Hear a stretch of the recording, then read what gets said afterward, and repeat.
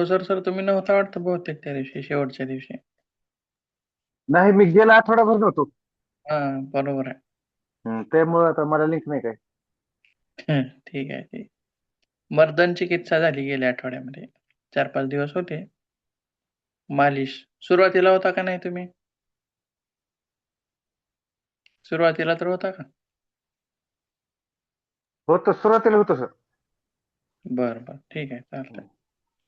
जवळपास मर्दन चिकित्सा आपली संपलेली होती. हम्म. नवीन भाग बघूया असा आपला विषय नव्हता. तर इतर चिकित्सांपैकी आपल्याला आज उपवास हा भाग बघायचा आहे. उपवास म्हटलं की साबुदाण्याची खिचडी समोर येते पटकन डोळ्यासमोर. बरोबर आहे? की आणखीन काय पुढे येतं डोळ्यासमोर? उपाशी राहणं. हे एक ते येतं का? त्याच्याही अगोदर रो शेंगाचा लाडू आणि साबुदाण्याची खिचडी, दही, चिप्स वगैरे भरपूर काय सगळं काय. येतं. राजगिऱ्याचा लाडू. ठीक आहे. आता वाढत चालले बघा पदार्थ एक एक. वाढवा आणखीन. आणखीन बघा काय काय वाढवता येते बघा. हं. या सर्वांना आपल्याला सेपरेट ज्या वस्तू खायच्या नाहीत उपवासा दिवशी त्या आपण खातो. त्या खाण्यामागचा उद्देश वेगळा आहे. रोज तर खातोच. रोज तर आपण अन्नग्रहण करतोच. पण त्या दिवशी उपवासाच्या दिवशी पण अन्नग्रहण करतोच. करत नाही असं नाही. बरोबर आहे का चूक आहे? करतोच. पूर्ण उपाशी राहतो का? नाही. तर बघूया मग ते काय आहे पुढे थोडं. सुरुवातीला थोडं उपवासाविषयी माहिती बघूया किंवा त्याच्यामध्ये 2 प्रकारे आपल्याला उपवास बघायचा आहे. एक म्हणजे आध्यात्मिक दृष्टिकोनातून, फिलॉसॉफी, तत्वज्ञान काय आहे उपवासाचं थोडंसं बघायचं आहे आणि त्याच्यानंतर मग सायंटिफिक भाग काय आहे तो बघायचा आहे. आता आध्यात्मिक दृष्टिकोनातून बघताना ह्या सगळ्या गोष्टी तुम्ही अगोदर पाहिलेल्या असतील, ऐकलेल्या असतील किंवा काही नवीन असतील, काही जुन्या असतील. परंतु सायंटिफिक भाग बघताना मात्र जवळपास ज्या गोष्टी सगळ्या आहेत तुमच्यासाठी नवीन ऐकण्यासाठी भेटणार आहेत. नवीनच असणार आहेत सगळ्या. ठीक आहे. तर सुरुवातीला बघा, उपवास यालाच लंघन चिकित्सा असं म्हणायचं आहे. यालाच इंग्रजीमध्ये फास्टिंग थेरपी असं म्हणायचं आहे. फास्ट. आता काही जण म्हणतात, की माझं आज फास्ट आहे असं म्हणतात. ठीक आहे. तर बघा जसं मालिश नाव होतं सर्वसामान्य, तसं उपवास सर्वसामान्य नाव आणि मर्दन चिकित्सा हे मालिशला काय केलं मग चिकित्सेत बघितलं, चिकित्सा स्वरूपानुसार बघितलं आणि ते नाव मग कशातून होतं, तर आयुर्वेदानुसार होतं. मालिशला मर्दन चिकित्सा हे नाव कशानुसार बघितलं आपण? आयुर्वेदानुसार आणि इंग्रजीमध्ये मसाज असं म्हटलं त्याला. त्याचप्रमाणे उपवास हा सर्वसामान्य आहे शब्द आणि त्याच्या पुढचा जो लंघन चिकित्सा आहे, हा परत आयुर्वेदाच्या दृष्टिकोनातून आहे. लंघन चिकित्सा आणि इंग्रजीमध्ये फास्टिंग थेरपी असं आपण त्याला म्हणूया. तर ठीक आहे. तर उपवासाबद्दल काय म्हटलंय बघा. उपवास म्हणजे विशिष्ट कालावधीसाठी खाणे-पिणे पूर्णपणे वर्ज्य करणे किंवा फक्त कमीत कमी अन्न घेणे असा त्याचा अर्थ आहे. उपवास म्हणजे किंवा त्यालाच आता याच्यामध्ये 2 मुख्य शब्द आहेत बघा. एक आहे खाणे-पिणे पूर्णपणे वर्ज्य करणे आणि दुसरा आहे कमीत कमी अन्न ग्रहण करणे. म्हणजे तुम्हाला त्याच्यातला जो सोसवेल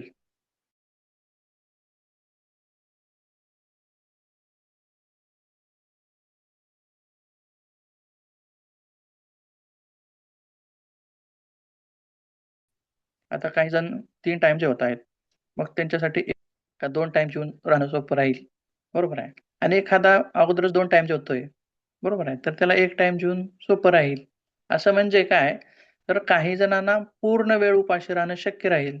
तर काही जणांना ते शक्य राहणार नाही. त्याच्यामुळं मग थोडीशी सूट त्या ठिकाणी दिलेली आहे.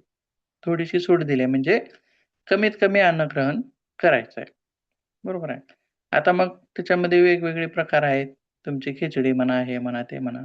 काय काय खायचं ते आपल्याला पुढे बघायचं आहे, प्रकार त्याचे वेगवेगळे.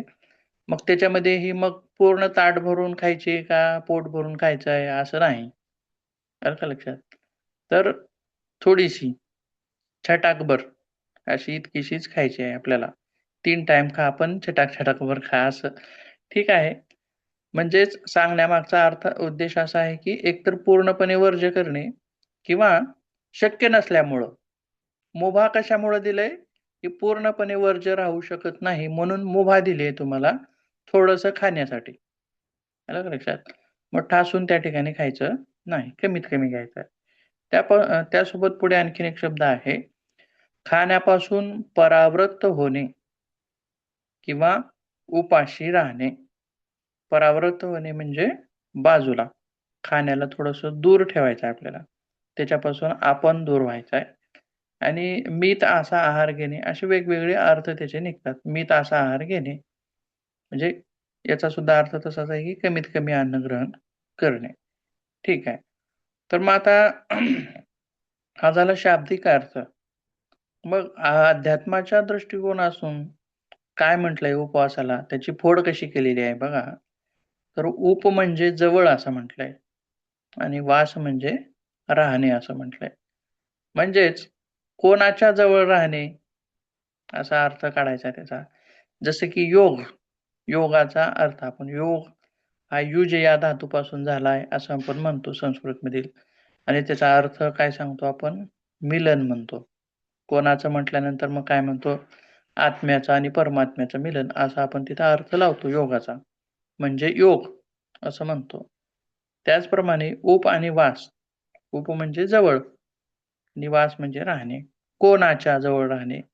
तर परमतत्वाच्या, परमतत्वाच्या, परमात्म्याच्या, परमेश्वराच्या, ईश्वराच्या जवळ जाण्यासाठी, जवळ राहण्यासाठी म्हणजे सहवासासाठी. आलं का लक्षात? त्याच्यासाठी आपल्याला उपवास करायचा आहे. म्हणजे हे काय आहे? तर एक साधन आहे. कशाचं? भक्तीचं. मग नवधा भक्तीमध्ये ह्याला स्थान आहे का? काय काय आहे सांगा बरं नवधा भक्तीमध्ये? श्रवण आहे, कीर्तन आहे, दास्य, सख्य, वंदन, अर्चन असे 9 प्रकारची भक्ती सांगितलेली आहे. मग आत्ताच आपण म्हटलं की ईश्वर प्राप्तीसाठी एक साधन म्हणून आहे. तर मग ते नवधा भक्तीमध्ये आलं असतं. भक्ती म्हणून असं कधी गणलंय का उपवासाला? का तुम्हाला वाटतं का उपवास म्हणजे एक प्रकारची भक्तीच आहे? काय वाटतं सांगा बरं?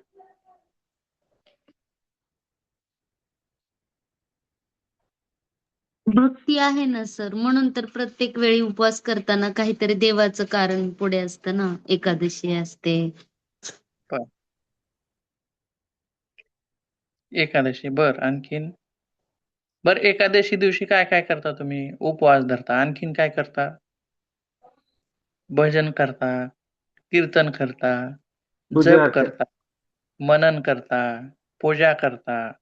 बरोबर आहे. तर म्हणजे दान काय? करतात. म्हणजे काय काय बघा, आता हे जे उपवासाचे आहेत म्हणजे दिवस जे आहेत, असे काही निवडक आहेत. बरोबर आहे. जसं की आत्ताच एकादशी म्हटलात किंवा कृष्ण जन्माष्टमी म्हटलात किंवा रामनवमी म्हटलात, चतुर्थी. ते म्हणा. म्हणजे त्या दिवशी तुम्ही उपासना करता. बरोबर आहे? बरोबर आहे का? बरोबर आहे. त्या दिवशी तुम्ही देवाची, परमेश्वराची उपासना करता आणि उपासनेमध्ये मग काय काय करता? हेच नवधा भक्तीतील काही प्रकार करता, पूजा करता. बरोबर आहे. अर्चना करता, वंदन करता. बरोबर आहे.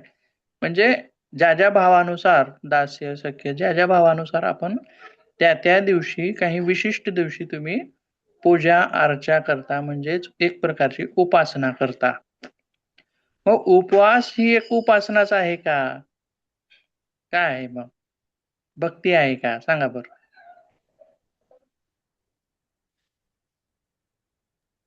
आहे सर. उपासना आहेच ना. बरं. मग नवदा भक्तीमध्ये येईल का तो? अंशतः. बघा आता मी सांगण्याचं एक एक कसं बघा कसं आहे उकल कशी होते बघा. नवदा भक्तीमध्ये येणार नाही उपवास. बरोबर आहे. आणि किंवा भक्ती म्हणून असं कधी कुठं तिथं शास्त्रामध्ये कोणत्या त्याचं वर्णन आलं नाही. भक्तीचा प्रकार म्हणून.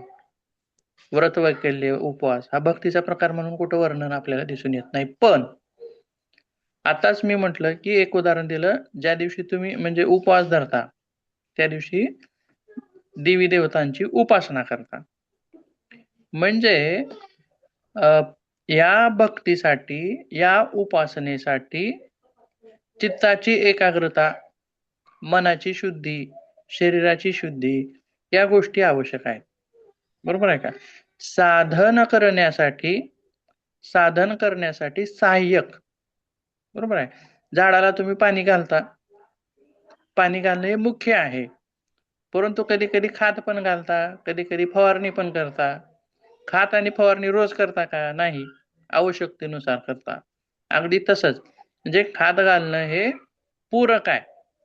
बरोबर आहे. पाणी तर घालताच, पण खत घालणं पूरक आहे. कशासाठी? झाडाच्या वाढीसाठी.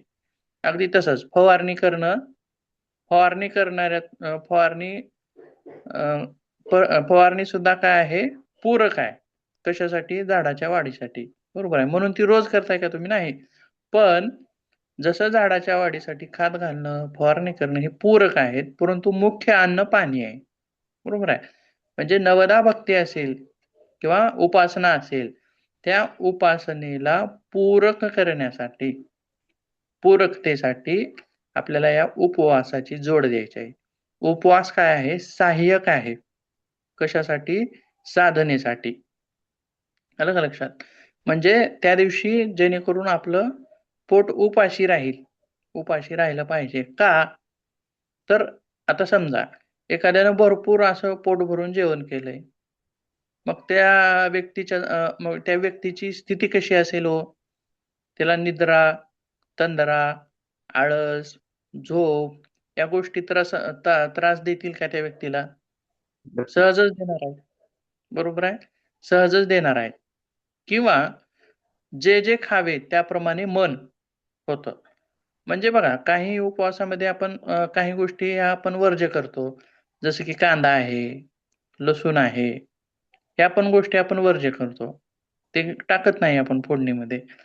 तर आता समजा आध्यात्मिक दृष्टिकोनातून काय म्हटलंय, कांदा, लसूण वगैरे वर्ज्य करावं असं म्हटलंय. मग त्याच्यामध्ये आख्यायिका वेगळ्याच आहेत. बरोबर आहे. राक्षस होता, तो खात होता, ते खाली अमृत पडलं, हे अशा गोष्टी वेगवेगळ्या त्या आहेत. दंतकथा असतील किंवा असतील. परंतु अ, त्याच्यामागे एक सायंटिफिक दृष्टिकोन जर बघितला तर काय सांगता येईल? कांदा, लसूण खाऊ नये. बरोबर आहे उपवासाच्या दिवशी. तर मग सायंटिफिक काय सांगता येईल बरं आपल्याला?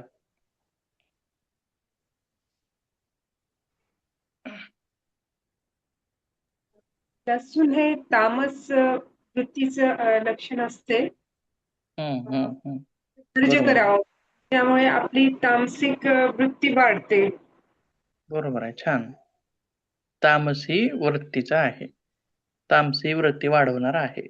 जसं की रजोगुण, तमोगुण आणि सत्वगुण जसे गुण आहेत. बरोबर आहे. म्हणजे साधनेतून आपल्याला सत्वगुण जो आहे तो प्रबळ करायचा असतो आणि साधनेमध्ये सत्वगुण हा सहाय्यक आहे आणि महत्वाचा आहे. मग अ, सत्वगुण वाढवणारे अन्नपदार्थ आपण खाल्ले पाहिजेत. सत्वगुण वाढवणारे. त्यासोबत मग आता शिळं अन्न जे आहे आपण उपवासा दिवशी खातो का हो? आता पूर्वीच्या वेळी सोमवार वगैरे असायचा त्यावेळी पाणी सुद्धा शिळं वापरलं जायचं नाही. पाणी शिळं होतं का नाही मला माहीत नाही. परंतु वापरलं जायचं नाही. काल भरलेलं वापरलं जायचं नाही. आज नवीन जाऊन विहिरीतलं म्हणा किंवा पूर्वी हापसे राहायचे, हापशाचं किंवा बोरचं. कालचं न वापरता आजचं नवीन ताजं पाणी वापरलं जायचं. बरोबर आहे. किंवा काल शिजवलेलं आज खातात का हो उपवासा दिवशी? पाहिले का कधी तुम्ही? नाही, खात नाही. बरोबर आहे. नाही खात. म्हणजे शिळं खात नाही. तर आता उपवासातल्या प्रत्येक गोष्टीमागे काही ना काही कारण आहे बरं का. प्रत्येक गोष्टीमागे कारण आहे. म्हणजे शिळं खात नाहीत. तर ते तमोगुणी होतं. शिळ जे असतं ते तमोगुणी असं म्हटलेलं आहे त्याच्यामध्ये. मग सत्वगुणी कसं आहे, तर जे ताजं आहे, फ्रेश आहे, त्याला सत्वगुणी म्हटलंय आणि ते सत्वगुण वाढवणार आहे असं म्हटलंय. मग रजोगुण किंवा तमोगुण असे वाढवणारे काय काय आहेत गोष्टी, जे पचण्यास जड आहेत. बरोबर आहे. जे जड आहेत किंवा मानवी प्रवृत्तीमध्ये राग, द्वेष, काम, क्रोध अशा गोष्टी वाढवणारे आहेत. आता मग ते कसं आपल्याला दिसून येईल, कशामुळे दिसून येईल? आता जड अन्नपदार्थ खाल्ले तर ते पचनास जड आहेत आणि निद्रा तंद्रासारख्या गोष्टी येतात. किंवा ज्या तमोगुणी अतिशय तमोप्रधान अन्नपदार्थ आहेत. जसे की लसूण वगैरे आहे. हा लसूण किंवा कांदा हा जो आहे, तो कामप्रवृत्ती वाढवणार आहे. सायंटिफिक दृष्टिकोनातून जर आपण त्याला बघितलं, धार्मिक दृष्ट्या न बघता, तर हे जे आहे ते अ, कामप्रवृत्ती वाढवणारे आहेत. मग भक्तीमध्ये कामप्रवृत्ती आवश्यक आहे का हो? बरोबर आहे. कामप्रवृत्ती आवश्यक आहे का भक्तीमध्ये? नाही नाही. नाही. काम असेल तर राम नाही. हम्म. असं म्हटलं. बरोबर आहे. काम जिथं काम आहे तिथं राम नाही असं म्हणतात. म्हणजे कामाला नष्टही करायचं नाही आपल्याला पूर्णतः. तो पण आवश्यक आहे. पण मर्यादेमध्ये असला पाहिजे, नियंत्रणामध्ये असला पाहिजे. बरोबर आहे. कमीत कमी त्या दिवशी तरी, एखाद्या दिवशी तरी, बरोबर आहे. सर्वथा त्याचा वर्ज्य करायचा आहे. म्हणजेच कामाला नियंत्रणात ठेवणे म्हणजेच त्याला आणखीन एक आपण शब्दाचा त्याच्यासाठी वापर करू शकतो. तो म्हणजे आहे ब्रह्मचर्य. बरोबर आहे. आता हे जे ब्रह्मचर्य आहे ते आपण 1 दिवसासाठी तरी आपण पाळू शकतो. बरोबर आहे. कमीत कमी 1 दिवसासाठी तरी आपण त्याचं पूर्णतः पालन करावं. अशा गोष्टी आहेत. म्हणजे जेणेकरून आता हा काम साधनेमध्ये बाधक आहे का हो? का साधक आहे? साधक. बाधक आहे. मोठ्या-मोठ्या ऋषीमुनींच्या तपस्या सुद्धा या कामामुळं भंग तुटल्या. कर. बरोबर आहे का? या कामामुळं भंग झालेले आहेत. म्हणजे आपण तर काय सोडा. मग सांगण्यामागचा उद्देश असा आहे, की आहाराकडून आपण कुठे गेलो बघा? कामप्रवृत्तीकडे गेलो आणि कामप्रवृत्ती सुद्धा साधनेमध्ये बाधक आहे. म्हणून आहाराचं विशेष लक्ष त्या दिवशी घेण्यात आलेलं आहे, उपवासाच्या दिवशी. मग आता काही जण म्हणतात, ही जी आपण उपासना करतो किंवा साधना करतो, मग इतर दिवशी का करत नाही? किंवा एखाद्या विशिष्ट दिवशी का करतो? एकादशी दिवशीच का करतो? जास्त का करतो आपण? बरोबर आहे. तर असं आहे बघा साधनेमध्ये सुद्धा मग रोजच आपण साधना करतो, योग्य आहे, बरोबर आहे. पण काही दिवस असे विशेष आहेत. आता जसं की समजा, आता काही जण मग नवीन प्रगतवादी लोक काय म्हणतील, तर सगळे दिवस तर सारखेच आहेत. एकादशी दिवशीच हे असं का करायचं? किंवा चतुर्थी दिवशीच हे असं का करायचं? किंवा प्रदोषा दिवशीच हे असं का करायचं? सगळे दिवस सारखे आहेत. सगळ्या दिवशी तुम्ही आराधना करा, साधना करा. मग याच्यामध्ये आपल्याला एक आणखीन एक गोष्ट अशी सांगता येईल, की बघा, समजा ऋतू किती आहेत ओ? ऋतू किती मुख्य आहेत? 3. मुख्य 3 पावसाळा, हिवाळा, उन्हाळा. मग सगळे दिवस सारखे आहेत. पावसाळ्यातले पण सारखेच आहेत, उन्हाळ्यातले पण सारखेच आहेत आणि हिवाळ्यातले पण सारखेच आहेत. वेगळे आहेत का दिवस? दिवस वेगळे आहेत का सारखे आहेत? दिवस सारखेच आहेत, आकाराने कमी जास्त झाले तर समजा. दिवस सारखेच आहेत. फक्त वातावरण वेगळं आहे. बरोबर आहे का? मग दिवस सगळे सारखेच आहेत. उन्हाळ्यातले पण सारखेच आहेत, पावसाळ्यातले पण सारखेच आहेत. मग आपण पेरणी उन्हाळ्यात का करत नाही? बरोबर आहे का? पोषक वातावरण असतं ना बीज रुजण्यासाठी. आपण पेरणी उन्हाळ्यात करत नाही. दिवस सगळे सारखेच आहेत, परंतु उन्हाळ्यात करत नाही आपण, पावसाळ्यातच करतो. का? हम्म. तर पेरणीसाठी, पेरलेलं उगवण्यासाठी आवश्यक जे वातावरण आहे, ते कधी आहे पावसाळ्यामध्ये. त्याच्यामुळं आपण पावसाळ्यात करतो. अगदी तसंच साधनेसाठी आपण साधना तर नित्यनेमाने करतच असतो. काही जण नित्यनेमाने करतात, तर काही जण विशेष दिवशी करतात. तर हे जे विशेष दिवस आहेत, ते साधनेसाठी पावसाळ्यासारखे आहेत. आपण जी साधना करतो, त्या साधनेसाठी पावसाळ्यासारखे आहेत. आपली साधना रुजण्यासाठी कशासारखे आहेत? पावसाळ्यासारखे आहेत. म्हणून हे काही असे विशेष दिवस निवडलेले आहेत आणि त्या दिवशीची साधना चांगली व्हावी, बरोबर आहे. निर्विघ्न व्हावी त्याच्यासाठी आपण त्या दिवशी सहाय्यक म्हणून उपवास धरतो. भक्तीमध्ये आपण त्याला गणलं नाही, परंतु एक ओटी लावण्याप्रमाणे मागून तसं म्हणजे गाडी आपण खाली मागे येऊ नये उताराला म्हणून काय करतो मागून उटी लावतो. अगदी तसंच आपली साधनेची गाडी सुद्धा मागे उताराला येऊ नये म्हणून मागून उटी लावल्याप्रमाणे हा उपवास जो आहे तो आपल्याला साधनेत सहाय्यक असा आहे. म्हणून काय म्हटलंय तर ईश्वराच्या जवळ वास करण्यासाठी हा अतिशय उपयुक्त आहे असं म्हटलेलं आहे. त्यासोबत काय काय म्हटलंय बघा पुढे आता उपवास म्हणजे विशिष्ट कालमर्यादेत मुख्यतः आहार वर्ज्य करण्याचे व्रत होय. आता ह्याच्यात 2 फरक आहेत. एक आहे फास्ट म्हणजे नुसता उपाशी राहणं. आता पूर्वी आपण खूप जुन्या काळापासूनही उपवास करत आलेलो आहोत. परंतु आत्ताच्या नवीन पिढीला आता समजायला लागले, की उपाशी राहिल्यामुळे किंवा किती तास उपाशी राहिल्यानं काय-काय होतं, फास्टिंग थेरपीचे काय फायदे आहेत, ते आता कळायला लागले. त्याच्यामुळं मग काही जण ते जाणून-बुजून करतात.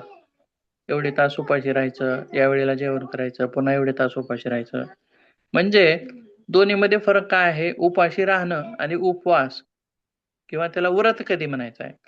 आता उपाशी राहण्याला नियम नाहीत, बंधनं नाहीत.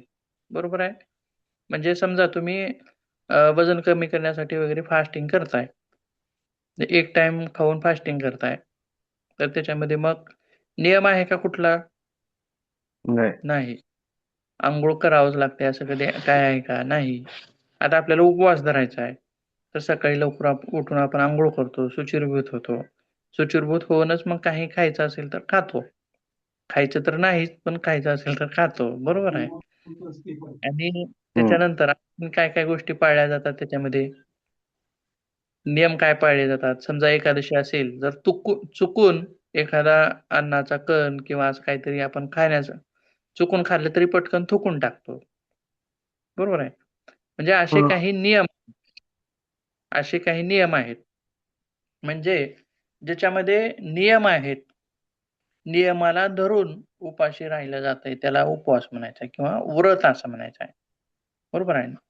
त्यासोबत या व्रतामध्ये ही जी व्रत आहेत त्याच्यामध्ये मग आणखीन काय-काय गोष्टी पाळल्या जातात.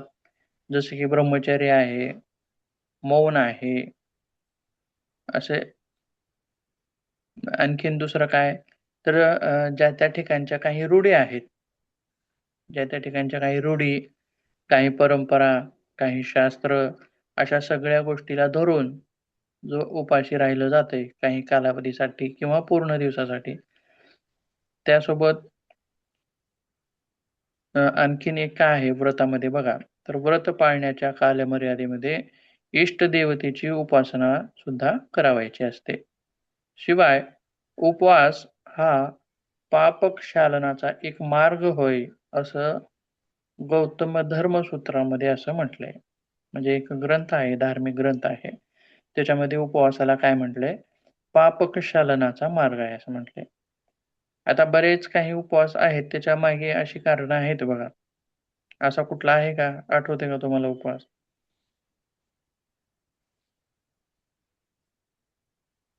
असं कुठलं व्रत आहे का? कुठली एकादशी आहे का? मोक्षदा एकादशी. बरं. आणखीन? आणखीन याचं उदाहरण कुठं सांगता येईल का बघा? जसं की महाभारताचं पूर्ण युद्ध संपलं आणि त्याच्यामध्ये मग अर्जुनाच्या हाताद्वारे भरपूर सैनिक मारले गेले, मेले गेले, बरोबर आहे, युद्धामध्ये.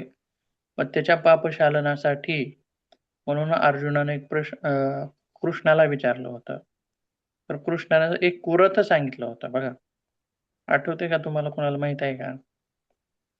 कोणतं व्रत होतं ते?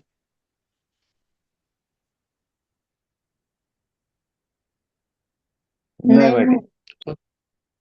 होतं कशासाठी ते?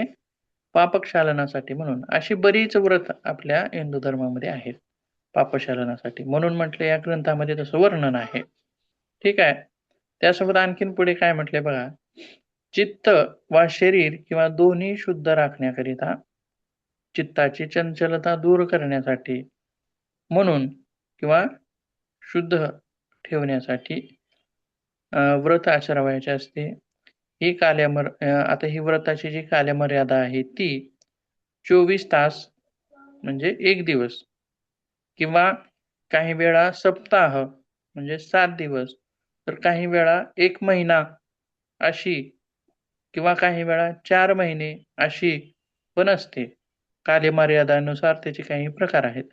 1 तासाची म्हणजे जसे की हे आहे आपली काय, 1 दिवसाची एकादशी, प्रदोष, शिवरात्री हे 1 दिवसाचे आहेत. किंवा 8-9 दिवस चालणारे काय आहेत मग? ह्याचे उपवास आपले कशाचे? देवीचे उपवास नवरात्री दसऱ्याच्या काळातले. मधले हा किती दिवस चालतात? दिवस. 9-10 दिवस चालतात ते. बरोबर आहे. 9, 10, 11 असे दिवस चालतात. रोज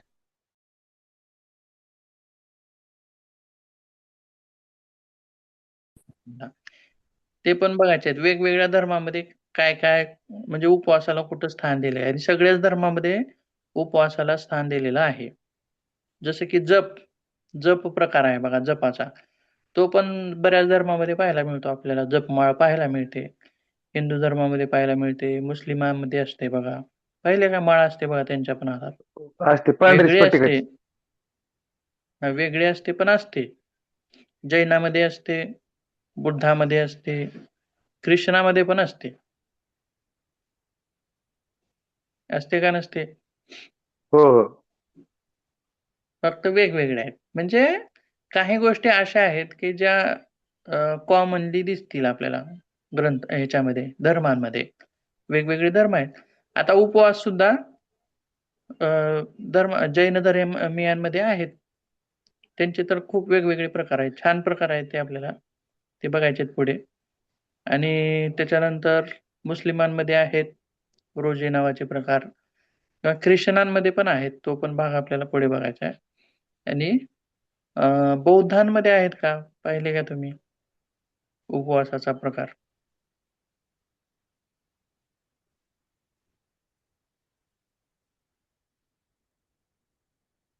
मला वाटतं बौद्ध पौर्णिमेला 1 आहे दिवस का? करतात बहुतेक. बहुतेक असं वाटतंय. मला पण पाहण्यात नाही. तुमच्या पाहण्यात मला आहेत का? कन्फर्म नाही, पण असं वाटतं 1 दिवस करतात ते. बरं, ठीक आहे. ठीक आहे. तर बघा कुठपर्यंत आलोय आपण? 9 दिवस, 9 दिवसाचा किंवा 1 महिन्याचा सुद्धा असतो. तो कोणता असतो मग? श्रावण महिन्यात थोडक्यात आपल्याकडे विचार करतात, किंवा मुस्लिमच्या विचाराप्रमाणे केलं बरोबर. तर मग तो रमजान रोजाचा महिना. हां, मुस्लिमच्या ह्याच्यामध्ये रोजाचा महिना आणि रोजा आपल्या ह्याच्यामध्ये श्रावण श्रावण. महिना. बरोबर. श्रावणामध्ये 1 टाइम जेवून उपवास केला जातो. किंवा आणखीन 4 महिने, मग 4 महिन्यासाठीचा कोणता असतो? चातुर्मास. चातुर्मास. चातुर्मास. चातुर्मासामध्ये मग 1 टाइम जेवून चातुर्मास करायचा. त्यासोबत आणखीन मग कुठले आहेत? 1 वर्षाचा आहे का कुठला? पाहण्यात तुमच्या? दीर्घकालीन. वर्षाच नाही, वर्षाच आता काय ऐकवत नाही. काही वर्षाचं नाही का बघितलेलं? ठीक आहे. काही लोकांची दिनचर्याच तशी असते उपवास केल्यासारखी, की ते एकच वेळा मग ते जेवतात. त्यांचं लाईफ आता टाइम आपण झालं तिकडं, मग. लाईफ टाईम उपवास झाला तो. बरोबर आहे. ठीक आहे. आता काही जे असतात एकच वेळ जेवतात. दुपारची किंवा म्हणजे एक निश्चित अशी, म्हणजे याच्यामध्ये कोणती लोक येतात? जे साधू संत वगैरे आहेत बघा असे. जैन मध्ये पण बहुतेक. हा आता जैनामध्ये खूप प्रकार आहेत. ते बघायचे आहेत आपल्याला कसे काय काय आहेत ते. वेगवेगळे प्रकार आहेत त्याच्यात. आता हा 1 वर्षापर्यंत बहुतेक आपले महाराज पण एकदा जेवतात का असं वाटतंय मला. काय नाही नेमकं माहित नाही मला फिक्स. बहुतेक एकच वेळ जातात. एकदा जेवतात वाटतं असं हो ऐकण्यात आहे हो माझ्या तर. ठीक आहे. तर बघा म्हणजे जे साधू संत किंवा साधनेमध्ये पुढे ऋषी गेलेली मुनी. लोक आहेत काही पुढे गेलेले जे काही आहेत आणि त्याच्यामध्ये काही प्रकार आहेत. निरस जेवण जेवतात. ज्याच्यामध्ये रसच नाही. कसलं असेल तसलं. असे प्रकार आहेत वेगवेगळे. ठीक आहे.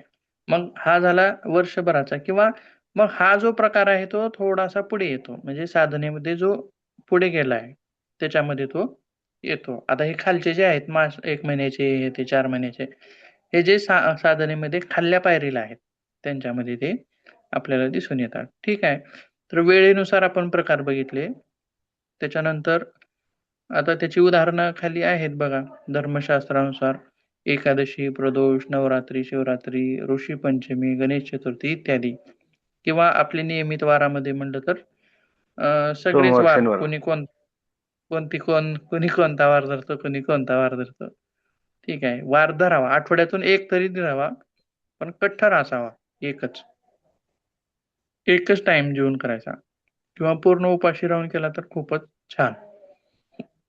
आता तुम्ही पुढची जी सायंटिफिक रिझन जे आहे ते आपण पाहिल्यानंतर मग तुम्हाला लक्षात येईल की आठवड्यातला 1 तरी वार असा आपला असावा.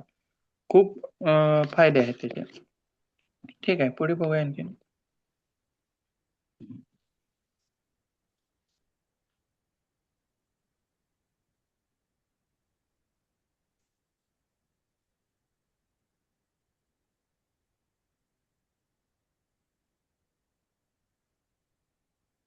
1-2 सूत्र आहेत. बघा. कषाय विषयारंभ त्यागो यत्र विधीयते उपवासस विज्ञेयो शेष लंघन विदो. म्हणजे उपवास आणि लंघन नुसतं उपाशी राहणं असं काय आहे दोन्हीतला फरक सांगितलाय.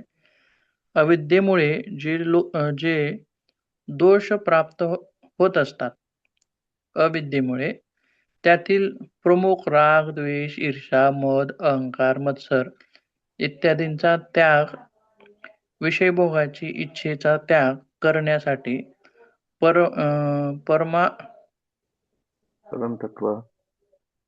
परमतत्वासाठी करावयाचे व्रत म्हणजे उपवास आहे. आता उपवास कशाला म्हणायचा आहे ते सांगितलंय बरं का ते वरच्या ह्याच्यामध्ये. आणि हम्म. वरच्या गोष्टी सोडून जर केलेलं उपाशी राहिलेलं असेल, तर त्याला फक्त लंघन म्हणायचं आहे. म्हणजे तो उपवासी आहे असं म्हणायचं आहे. आणि वरल्या गोष्टीसाठी आपण जर म्हणजे त्या दिवशी जर समजा वरच्या गोष्टी त्यागून जर आपण त्या ठिकाणी उपवासी राहतोय, तर त्याला म्हणजे उपवास म्हणायचा आहे. धार्मिक उपवास किंवा व्रत असं आपण त्याला थोडक्यात म्हणूया. म्हणजे सर मेडिकल ट्रीटमेंटसाठी जे काही आपण फास्ट करतो ते लंघन मध्ये येईल ना? हो, हो हो हो, हो. राइट. ते वेट बरोबर लॉस वगैरे. हां, राइट. म्हणजे त्याच्यामध्ये नियम नाहीत ना कसलेच. बरोबर आहे? फक्त उपाशी राहायचं. हां, फक्त उपाशी राहणं किंवा काय खायचं किंवा काय खायचं नाही. ते तुम्ही ठरवू शकता. आलं लक्षात? हा म्हणजे लंघन हा शब्द मेडिकल ह्याच्यामध्ये साठी वापरला जातो मेडिकलच्या ह्याच्या लँग्वेज. वैज्ञानिक उपवास. चिकित्सा स्वरूपात आपण त्याला म्हणूया. चिकित्साच्या स्वरूपाने. आता काही निसर्गोपचार वगैरे केंद्र वगैरे आहे, तर बरेच दिवस उपवाशी ठेवलं जातं तिथं. बरोबर आहे? उपवाशी ठेवलं जातं किंवा नुसते फळंच खाऊ घातली जातात किंवा असं वेगवेगळे प्रकार आहेत किंवा दलिया अशा वेगवेगळ्या गोष्टी तिथं दिल्या जातात आणि उपाशी ठेवलं जातं. म्हणजे ते व्रत नाहीत. म्हणजे त्याला वेळेचं बंधन नाही, म्हणजे वाराचं बंधन नाही किंवा कुठल्या तिथीचं बंधन नाही. बरोबर आहे का? आणि व्रत हम्म. वगैरे असतील, उपवास असतील, तर त्याला वाराचं बंधन आहे. म्हणजे एकादशी आलं का लक्षात? तसं जे नियमांचं बंधन याला नाही. दोन्ही मधला फरक सांगितलेला आहे इथं स्कंद पुराणामध्ये. ठीक आहे. पुढे आणखीन एक आहे. पापांपासून मुक्त होण्यासाठी व सद्गुणयुक्त जगणे म्हणजे उपवास होय. सद्गुणयुक्त जगणे. आता थोडक्यात बघायचं उदाहरण काय आहे, तर जसं उपवास हा पोटाचाच नाही, अन्नाचाच नाही, तर त्या दिवशी आपल्याला विचाराने सुद्धा उपवास करायचा आहे. आलं का लक्षात? म्हणजे समजा एखादी व्यक्ती एखाद्याविषयी वाईट चिंतत असेल किंवा त्याच्या मनामध्ये कामवासनेविषयी काही विचार असतील किंवा आणखीन कुठले विचार असतील, तर म्हणजे ह्या विचारांचा पण उपवास करायचा आहे. आलं का लक्षात? म्हणजे अशा सर्व गोष्टी अ, हे करून म्हणजे सद्गुणयुक्त जगणे त्या दिवशी, उपवास केलेल्या दिवशी म्हणजेच त्याला उपवास असं म्हटलंय. किंवा फक्त शरीराचे शोषण करून अन्न त्याग करणे म्हणजे उपवास नव्हे असं म्हटलंय. म्हणजे आपण धार्मिकदृष्ट्या बघतोय आता सध्या. आलं का लक्षात? हे दोन्हीही ज्या व्याख्या आहेत किंवा सूत्र आहेत, तर त्याच्यामध्ये नियम वगैरे, अटी वगैरे लागून जो केलेला आहे, तो त्याला उपवास म्हणायचा आहे आणि ज्याच्यामध्ये नुसतं अन्नत्याग वगैरे आहे. आता काही-काही जण हे म्हणतात बघा, जर उपवाशी राहून देव प्राप्त झाला असता, तर जी लोकं रात्रंदिवस उपाशी राहतात, गरीब आहेत, मग त्यांना का प्राप्त होत नाही? असं पण म्हटलं जातं बघा. ऐकलंय तुम्ही? हो हो म्हणतात. म्हणजे ते साधनेसाठी धरलेलं नाही ते. आलं का लक्षात? साधनेसाठी सहाय्यक म्हणून ते केलेलं नाही. फक्त ते उपाशी राहणं आहे. उपाशी राहिलेलं आहे. अन्न वाचून किंवा इतर गोष्टीमुळं. ठीक आहे. पण आणखीन पुढे काय म्हटलंय बघा. मग आता उपवास जे आहेत, त्याच्या मागची मग काय कारणं आहेत? हिंदू धर्मामध्ये काय कारणं आहेत? कशामुळं ती धरली जातात? तर त्याच्यामध्ये बरीच कारणं अशी आहेत बघा. एक आहे देवी-देवतांना प्रसन्न करणे किंवा पापशालन करणे किंवा भक्ती, भाव, श्रद्धा म्हणून सुद्धा किंवा भगवंताकडून काही मिळवणे, इच्छा, आकांक्षा किंवा दुःख दूर करणे इत्यादी गोष्टींसाठी सुद्धा उपवास केले जातात. आता याच्यामध्ये बघा, काही मिळवणे इत्यादींच्या इच्छा, आकांक्षा ज्या आहेत, त्याच्यासाठी एखादं उदाहरण काय देऊ शकता तुम्ही उपवासाचं कोणत्या?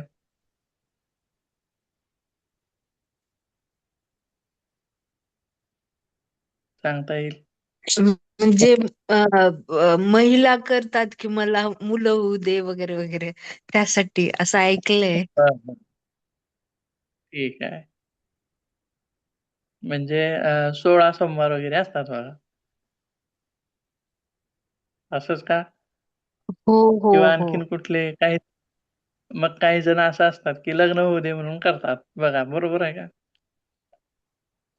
चांगला जोडीदार मिळावा म्हणून महिला 16 सोमवार वगैरे करतात ना. 16 सोमवार व्रत म्हणा किंवा आणखीन आपलं ह्याचं काय हो ते एकच असतं बघा वर्षातून. वट सावित्री नाही, नाही. ते पण त्याच्या मागे पण हे आहे, इच्छा आहेच. पौर्णिमेला. म्हणजे हा हा बरोबर तेच आहे. तेच उदाहरण ना. त्याच्या मागे काय इच्छा आहे? ते जोडीदाराला आयुष्य वाढून मिळू दे. हां. 7 जन्म आयुष्यभर मिळू दे म्हणून आहे. इच्छा आहे त्याच्या मागे. आणखीन आणखीन एक आहे बघा वर्षातून एक असतो. मग ते भाऊबीज असते भावासाठी. ती तर असतेच. आणखीन एक असतो बघा. हरतालिका व्रत असतं बघा. हो हो असतंय. त्याच्या मागे काय असते इच्छा बरं सांगा?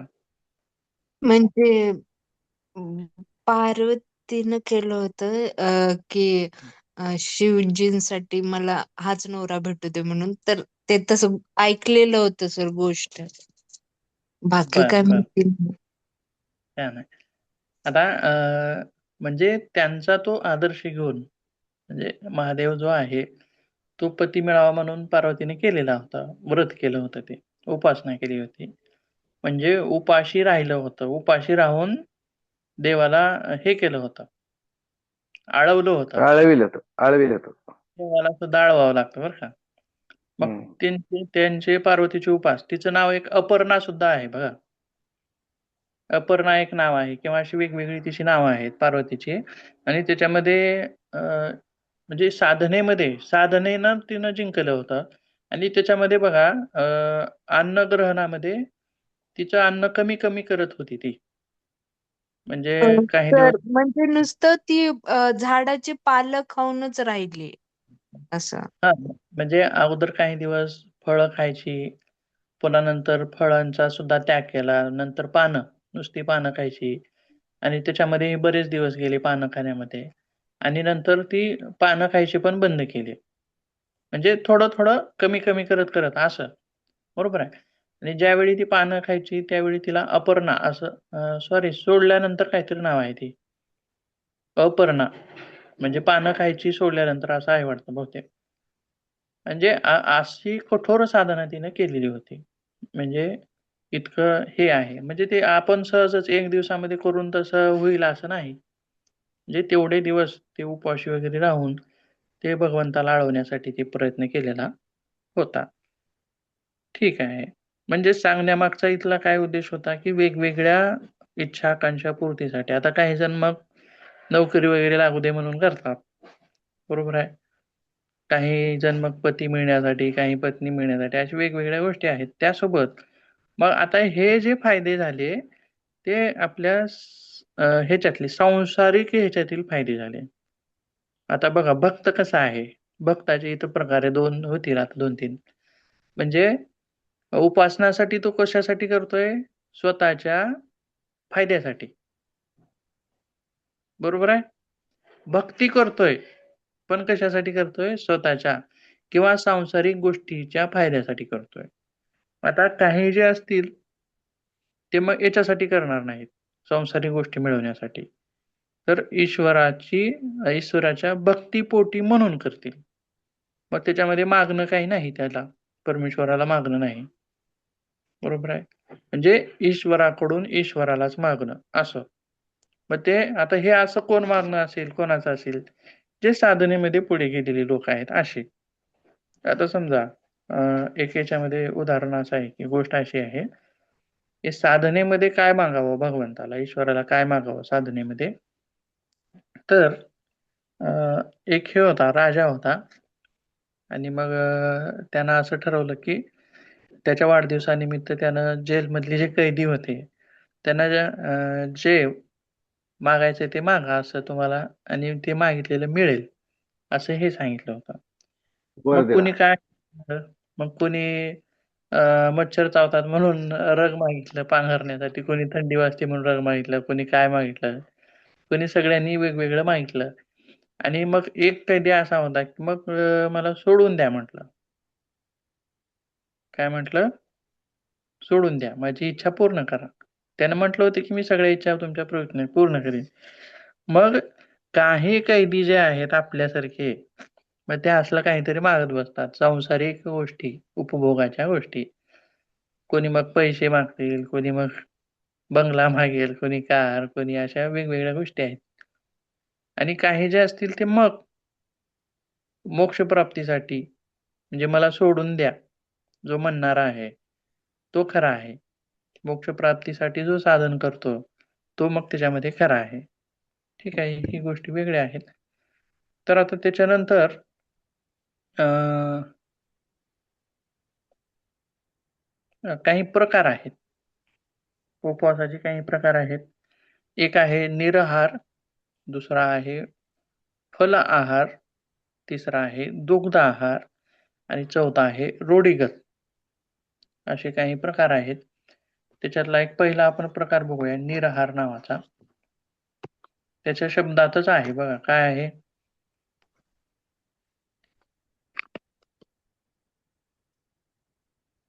शब्दातच काय आहे त्याच्या? आहार नाही, बिलकुल आहार खायचा नाही, विदाउट. निराहार म्हणजे निराहार हे व्रत जे आहे ते सगळ्यात श्रेष्ठ आहे असं म्हटलंय. सगळ्या व्रतामध्ये श्रेष्ठ आहे. आणि याच्यामध्येही मग ते 2 प्रकारचं होतं. कसं? एक निर्जल पूर्ण निराहार तर आहे म्हणजे अन्न कसलंच नाही. सॉलिड नाही कसलंच. आलं का लक्षात? घट्ट पदार्थ नाहीत. मग पातळ पदार्थ पण नाहीत. म्हणजे हा ज्यूस पितोय का? फळांचा ज्यूस पितोय का? नाही. किंवा दूध पितोय का? नाही. चहा पितोय का? नाही. बरोबर आहे. असलं काहीच नाही. फक्त पूर्ण निराहार. म्हणजे मग तिथं मुभा कशाची आहे? पाण्याची आहे. फक्त पाणी किंवा पूर्ण निराहार. म्हणजेच याचे 2 कसे प्रकार झाले? एक झाला सजल, पाणी पिऊन केला जाणारा आणि एक झाला निर्जल, म्हणजे पाणीही नाही, असा एक आहे.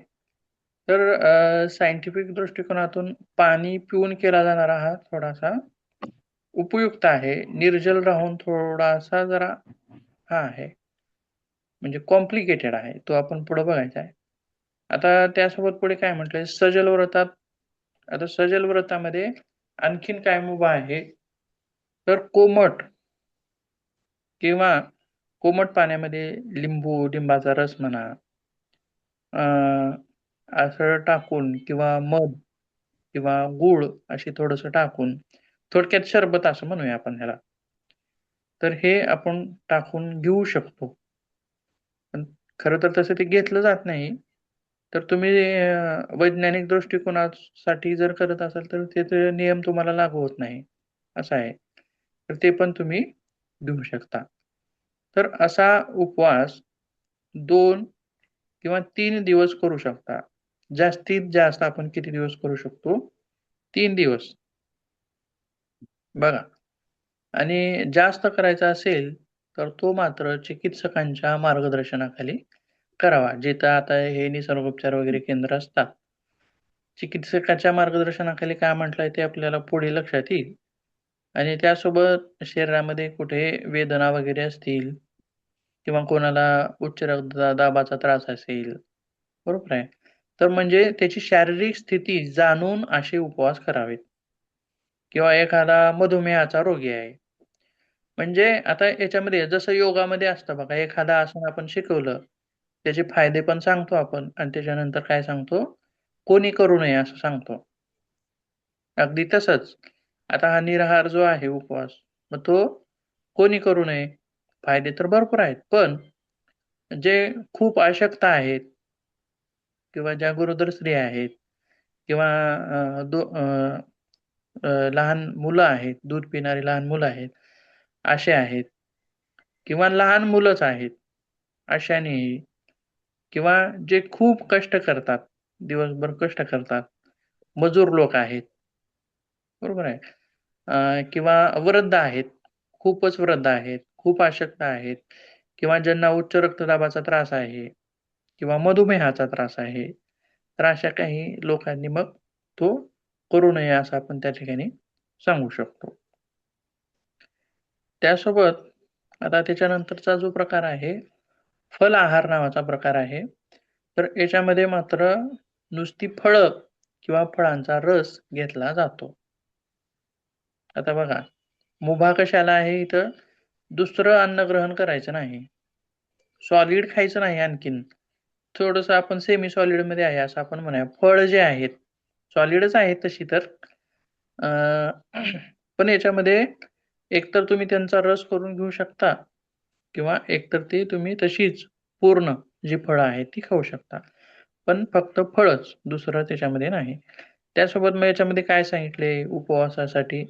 द्राक्ष, डाळिंब असतील, सफरचंद असतील, पपई असतील, आंबा असेल, पेरू असेल, जी फळं आपल्याला उपलब्ध आहेत, चिकू असेल, बरोबर आहे. आता खरबूज आहे, टरबूज आहे, अशी जेवढी काही फळं आहेत, केळी आहे, संत्री आहे, लिंबू आहे, या सगळ्यांचा तुम्ही याच्यामध्ये समावेश करू शकता. याचबरोबर कोमट पाण्यामध्ये लिंबाचा रस मिळवून सुद्धा तुम्ही तो घेऊ शकता आणि असा उपवास आपण 6 ते 7 दिवसापर्यंत करू शकतो. त्याच्यापेक्षा अधिक जास्त करू नये असं म्हटलेलं आहे. तर आता बघा, ही फळं का सांगितलेली आहेत किंवा उपवासामध्ये पचण्यासाठी हलका जो आहार आहे तो घ्यायचा आहे. म्हणजे आता सुरुवातीला मी जे एक वाक्य म्हटलं होतं बघा, उपवास करतो म्हणजे आपण अन्न ग्रहण करतो का त्या दिवशी? तर करतो. परंतु त्याच्यामध्ये अन्नग्रहण जे केले जातात त्याचे वेगळं अन्नग्रहण करतो. जसं की साबुदाण्याची खिचडी खातो किंवा याचा भात खातो आपण, कशाचा? भगरीचा. भगरीचा. बरोबर आहे. मग हा का खात नाही, हा या तांदळाचा का खात नाही, भगरीचाच का खातो? बरोबर आहे.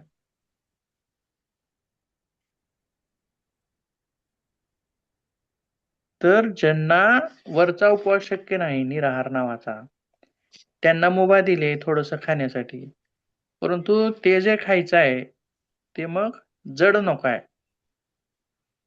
पचण्यास हलकं पाहिजे. आलं का लक्षात? परंतु त्याच्यामध्ये आपण मग ऍड काय करतो, उलट पचण्यास जड आहार घेतो. सध्याचे जे उपवास आहेत बघा आताचे, म्हणजे काय काय, तेलकट असतील म्हणजे तेलामध्ये तळलेले चिप्स असतील, पापड असतील किंवा अशा ज्या गोष्टी आहेत, उलट जड आहार आपण त्या दिवशी घेतो किंवा कमीत कमी कॅलरीचा आहार आपण त्या दिवशी घेतला पाहिजे. त्याच्या उलट घेतो आपण, म्हणजे तळलेले पदार्थ घेतो. म्हणजे तळलेले पदार्थ कसे आहेत, जास्त कॅलरीचा आहार आहे तो, कॅलरी त्याच्यामध्ये जास्त आहेत. उद्देश असा आहे की कमी कॅलरी घेतल्या पाहिजेत, परंतु आपण उलट जास्त कॅलरी घेतोय. किंवा चहा पितोय, उपवास आहे म्हणून म्हणून 3-4 वेळेस चहा पितोय, बरोबर आहे. किंवा उपवास आहे म्हणून रताळी खाणं म्हणा किंवा आणखीन कुठल्या कुठल्या गोष्टी खाणं म्हणा, हे सगळं त्याच्यामध्ये आपण ऍड करत जातो. ते मात्र ते त्या ठिकाणी योग्य नाही. एकतर फल आहार घ्या किंवा मग अगोदर फल आहारच होता, पुन्हा त्याच्या नावामध्ये बदल झाला. फल आहाराचा बदल काय झाला, फराळ फराळ. झाला. आलं का लक्षात? मग आता फराळामध्ये आणि फलाहारामध्ये काय फरक आहे बघा, ठरवा तुम्हीच. आता याच्याही मध्ये जी लोक वजन कमी करणं अशी उद्देश आहेत किंवा कोलेस्ट्रॉल कमी करणं, फॅट कमी करणं, ट्रायग्लिसराईड कमी करणं, अशा उद्देशाने जी लोक करतात, मग त्यांनी मग फळं जी आहेत ती गोड घ्यायची नाहीत. जास्त गोड असतील अशी फळं त्या फल आहारामध्ये घ्यायची नाहीत फास्टिंगमध्ये. म्हणजेच थोडक्यात आता टरबूज आहे, हे अतिशय गोड आहे, किंवा चिकू आहे, सफरचंद आहे, हे जास्त गोड आहे, बरोबर आहे. मग कमी गोड असणारी काय आहेत? टरबूज कमीच गोड असते सर, पाण्याचं प्रमाण जास्त असतं त्याच्यामध्ये, कोणतं? टरबुजामध्ये. पण गोड जास्त असतं, गोडीचं प्रमाण जास्त आहे ना, म्हणजे ग्लुकोजचं प्रमाण जास्त आहे, हम्म. कॅलरी जास्त आहेत.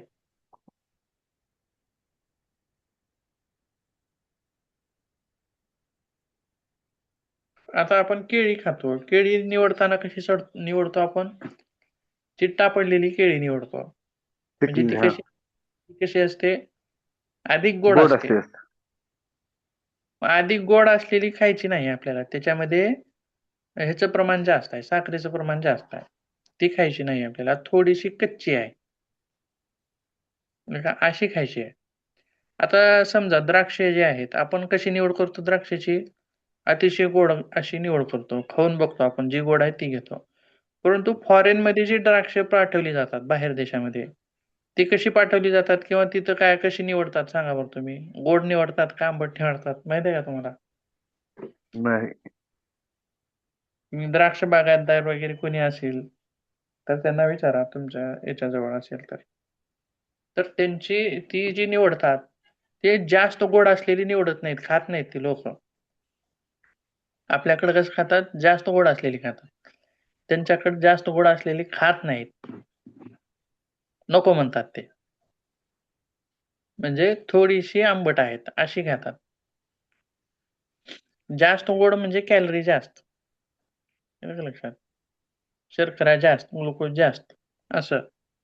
मग तसंच ज्यांचे वजन वगैरे करण्याचे असे जे प्रयत्न आहेत, त्याच्यामध्ये मात्र कमी गोड असणारे फळं खावीत किंवा फळामध्ये सुद्धा कमी प्रमाणामध्ये खावीत. मग एकच फळ खायचं, सकाळी एक फळ, दुपारी एक फळ, संध्याकाळी एक फळ, असं याच्यामध्ये पण आपण निवड करू शकतो. तर त्याच्यानंतर पुढचा जो प्रकार आहे तो दुग्ध आहार आहे.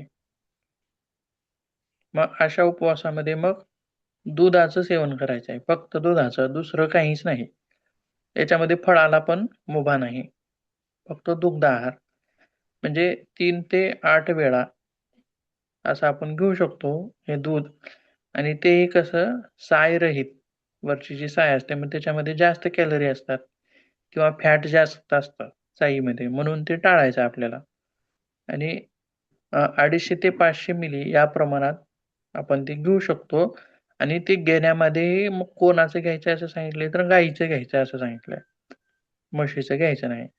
तर म्हशीच्या दुधामध्ये का घ्यायचं नाही? किंवा पूर्वीपासूनच सांगतात आपल्याला गाईचं दूध खावं चांगलं असतंय. म्हशीचं खाऊ नये. असं का? तर म्हशीच्या दुधामध्ये फॅट जास्त असतं. गाईच्या दुधामध्ये फॅट कमी असतं. आलं का लक्षात? त्याच्यामुळं त्याला सांगितलंय. धार्मिक दृष्टिकोनातून गाईचं दूध चांगलं मानलं जातं, उत्तम मानलं जातं, श्रेष्ठ मानलं जातं आणि ते खावं असं त्याच्यामागे धारणा आहे. का आहे? तर सायंटिफिक दृष्टिकोनातून पाहायला गेलं तर त्याच्यामध्ये फॅटचं प्रमाण कमी आहे. हार्ट अटॅक येण्याचा चान्स कमी आहे मग. कोलेस्ट्रॉल वाढण्याचा चान्स कमी आहे. बरोबर आहे. फॅट कमी आहे. म्हणून त्याची निवड करावी. तर गावरान गाईचं दूध मिळणं आता शक्यच नाही. तसं तर मिळालं तर उत्तम. असं जर मिळालं तर दुग्ध आहार घेऊन पण आपण एखादा उपवास आठवड्यातून एखादा करू शकतो. त्यासोबत गाईच्या दुधाबाबतीत थोडंसं एक वाक्य आहे खाली. मनुष्याला स्वस्थ आणि दीर्घ आयुष्य बनवणारा गाईच्या दुधासारखा दुसरा कोणताही श्रेष्ठ आहार असा नाही असं म्हटलंय. आणि गाईचे दूध त्याचं काय आहेत, काय उपयोग आहेत ते सांगितलंय. जीर्णज्वर, ग्रहणी, पांडुरोग, यकृताचे रोग, प्लीहेचे रोग, दाह, हृदयरोग, रक्तपित्त इत्यादीमध्ये सुद्धा ते उपयोगी आहे. आणि ज्यांना दमा वगैरे असा त्रास असेल, तर अशा लोकांनी मग कसलं दूध घ्यावं? तर शेळीचं वगैरे दूध घ्यावं. तर ते कशासाठी उपयोगी आहे? दमा असेल, क्षयरोग असेल किंवा जुने सर्दी वगैरे असे रोग असतील श्वसन संस्थेचे, तर अशांसाठी ते सांगितलंय शेळीचं दूध. दुग्ध आहारामध्ये मग असं दूध घेऊन आपण हे उपवास करू शकतो.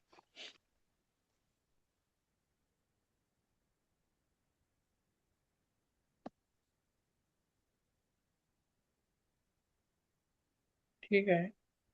बाकीचा जो भाग आहे आपण उद्याच्या तासामध्ये बघूया. चालेल. याच्यात काय अडचण असेल तर विचारू शकता.